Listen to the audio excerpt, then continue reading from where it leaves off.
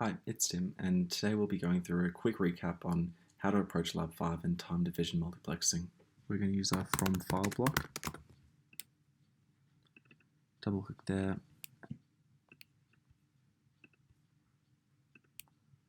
And we want the sample time to be 1e to the negative 6.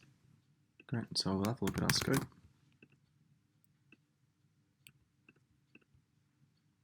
I'm going to set my stop time to 0.1 seconds and run this. Okay, so here we can see our time division multiplex signal. If we have a look at the first few parts, we can see here are 4 channels which repeat, and that's at every 100 microseconds. So that's a frequency of 10 kilohertz.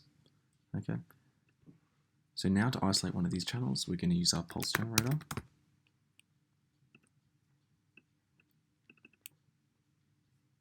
Again, I'm going to set my sample time to 1e to negative 6. So this is 1 microsecond. So if we want a period of 100 microseconds, and we want a pulse width, if we look here, that's 10. So I'm going to click OK. Now I'm going to superimpose these two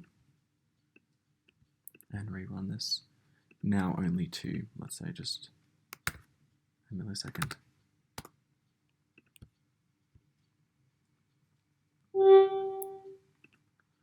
Okay, so I'll zoom in here, and you see here now they're superimposed, and that would be selecting the first channel. So now, if I want to select the second channel, I'm going to have to add an offset. And here we see the offset is 15. So I'll put that in as a phase delay. And I'll click run again. Okay, so looking here, we can see we selected the second channel now.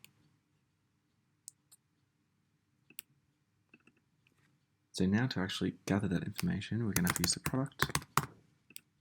So I'll just add a spectrum analyzer so we can have a compare these two. And I'll also look at the scope. Okay, and I'll just increase the stop time for about 10 times that amount so we get a good amount for our spectrum analyzer.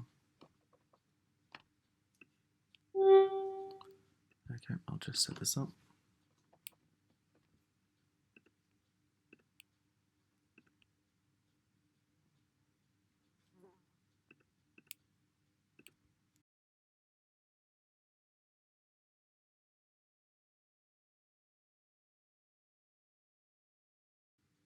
Okay, and changing this to a linear scale, we can see from our spectrum analyzer that our signal of interest lies at 2 kilohertz, and then we have unwanted harmonics from 8 kilohertz and above.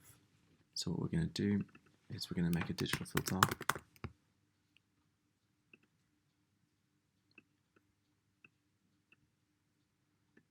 Okay, I'm just going to plot that in between here. Double click that.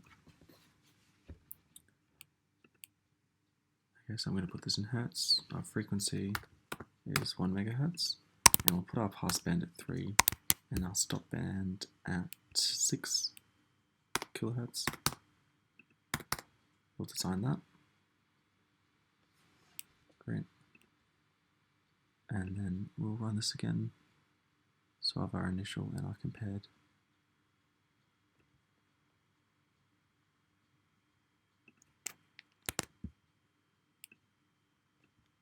Great. Okay, so I'll run this one more time.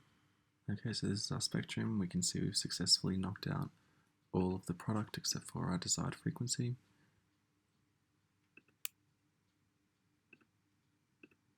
And if we look at our two signals side by side, we can see that we've successfully low-pass filtered our division multiplex signal. Okay, and if we want to implement this delay as a separate block, we can just look up our delay block. Okay, we can put the delay length as an input port, and we can set that as a constant. So here we'd have 15 in this case.